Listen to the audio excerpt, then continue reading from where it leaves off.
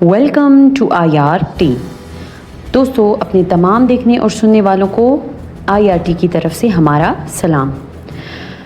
دوستو، روایت کے مطابق جب چنگیز خان پیدا ہوا تو اس کے ہاتھ میں خون کا ایک لوتھڑا تھا، جو اس بات کی دلیل تھا کہ وہ مستقبل میں بڑا خونخوار شخص ہوگا اور ایک بڑا لیڈر ثابت ہوگا۔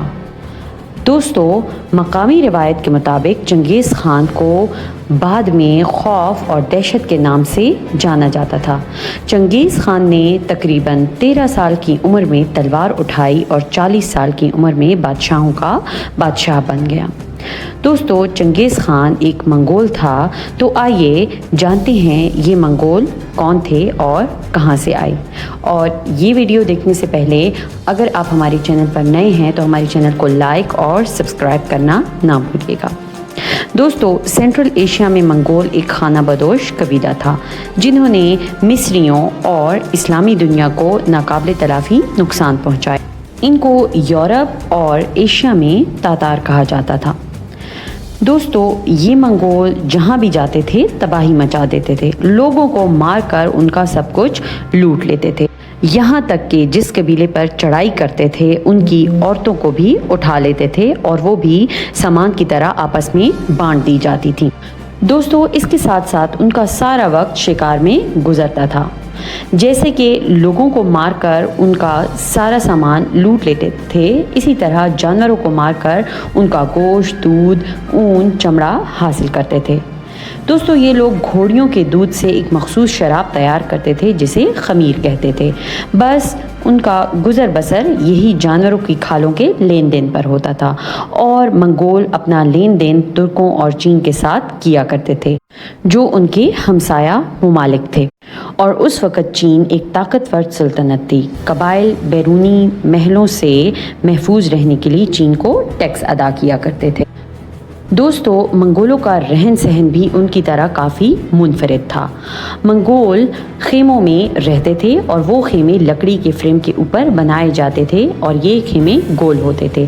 ان کی چھت پر تیل سے بھیگا ہوا اون کا موٹا کپڑا ہوتا تھا، جس پر سفید چونا پھیر دیا جاتا تھا تاکہ برف، بارش اور تیز ہواؤں سے خیمے محفوظ رہ سکیں۔ اور جب ہجرت کا وقت آتا تھا تو یہ لوگ اپنے ساتھ اپنے خیمے اٹھا کر لے جاتے تھے۔ یہ منگول خانہ بدوش گرمی اور سردی کو مد نظر رکھتے ہوئے ہجرت کیا کرتے تھے۔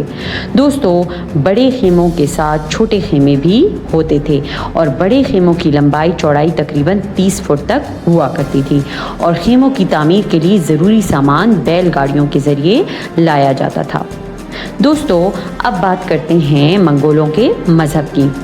دوستو، منگولوں کا مذہب شمالی نظریے کی ایک قسم تھا، جس میں مولوی شمان کا کردار ادا کیا کرتا تھا۔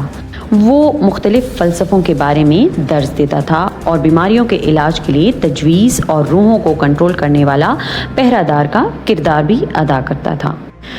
دوستو، خیموں کے اندر بت دروازے کے دونوں طرف لٹکائے گئے ہوتے تھے۔ ان بتوں کے ساتھ ساتھ پستان یعنی جامع شیر کی شکل کی چھوٹی چھوٹی چیزیں رکھی گئی ہوتی تھیں، یعنی اس مقصد سے کہ ان کی جان و مال اور جانوروں کی یہ حفاظت کریں گے، اور اس سے جانوروں کا دودھ بڑھے گا اور بچے صحت مند پیدا ہوں گے۔ دوستو، منگول اپنے کپڑے ریشم سے سلائی کیا کرتے تھے۔ ان کے خیموں میں ریشم کی موجودگی سے پتہ چلتا تھا کہ وہ لباس کے ساتھ خیموں کو سلک سے سجاتے ہیں۔ ریشم ان کے ہاں ایک بہت قیمتی چیز تصور کی جاتی تھی۔ اگر کوئی ریشم کی چوری کرنے کی کوشش کیا کرتا تھا تو اس کی سزا صرف اور صرف موت ہوتی تھی۔ دوستو، اب بات آتی ہے ان کے کھانے پینے کی کہ ان کا کھانا پینا کیسا تھا۔ ان کا کھانا پینا بغیر ذائقہ، بغیر لذت کے تھا، کیونکہ منگولوں کو جو بھی کھانے کو ملتا تھا وہ کھا لیتے تھے، حرام حلال کا نام تک نہیں جانتے تھے۔ مثال کے طور پر یہ کتے، بھیڑیے، لومڑی، گھوڑے کا گوشت کاٹ کر کھا جاتے تھے۔ گھوڑے تو ان کے دسترخوان کی زینت ہوا کرتے تھے۔ جب کھانے کو کچھ بھی نہ ہوتا تھا تو انسانی گوشت بھی کھا جاتے تھے۔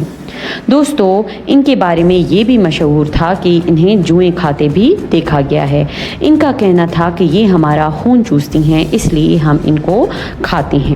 دوستو منگول عورتیں جسامت میں موٹی ہوتی تھیں۔ جس عورت کی ناک موٹی ہوتی تھی تو وہ خوبصورت تصور کی جاتی تھی۔ دوسری بات یہ کہ وہ شادی بیاہ کے موقع پر اپنی بیویاں خریدا کرتے تھے، اور جن لڑکیوں کے دام زیادہ مانگے جاتے تھے وہ بغیر شادی کے ساری زندگی رہ جاتی۔ دوستو منگولوں میں ایک غلیظ رواج یہ بھی تھا کہ جب کسی کا باپ مر جاتا تو بیٹا اپنے باپ کی بیویوں یعنی سوتیلی ماں کو اپنی بیوی بنا لیتا تھا اور اپنی سگی ماں کو چھوڑ دیتا تھا اور ان سوتیلی ماؤں پر اپنا حق سمجھتا تھا۔ دوستو امید ہے ہماری یہ ویڈیو آپ کو پسند آئے گی۔ اگلی ویڈیو میں ہم آپ کو یسوگئی اور تیموجن کی حکمرانی کے کچھ اہم حقائق بتائیں گے۔ انشاءاللہ اگلی ویڈیو میں دوبارہ حاضر ہوں گے، تب تک کے لیے اپنا بہت سارا خیال رکھیے گا۔ اللہ حافظ۔